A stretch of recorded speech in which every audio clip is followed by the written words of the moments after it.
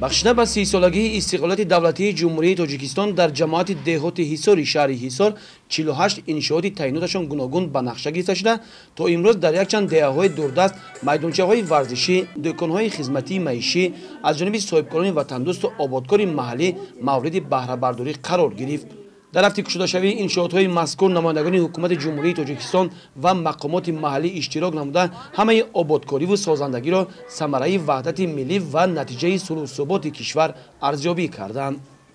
кушодашавии иншоотҳои ҷашние ки шумораи онҳо ба 12 адад мерасад, ин боиси пешрафти кори мо, боиси рӯҳбаландии мардуми соҳибкорони шаҳри Ҳисор мегардад ки боз ҳам азм кардан зиёда аз нақшае ки мо дорем 48 иншоот, боз 35 иншооти дигарро сохта то баргузории ҷашн ба истифода диҳанд.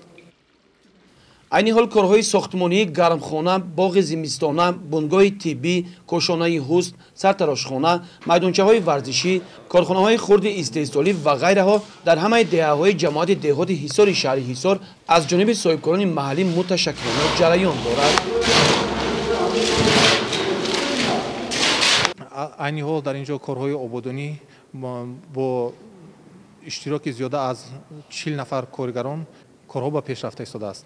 инчунин бар зами ин 48 иншоотҳое ки тибқи ариза ба ҳукумати шаҳри Ҳисор ворид шудааст, 35 нафар соҳибкорони дигар азм карданд ки дигар иншоотҳои иҷтимоию, иқтисодӣ ва саноатиро то баргузории ҷашн сохта ба истифода диҳанд. мо дастгоҳи ҷамоати деҳоти Ҳисор кӯшиш ба он медиҳем ки ҷашни 30-солагиро бо як рӯҳаи баланд пешвоз гирем.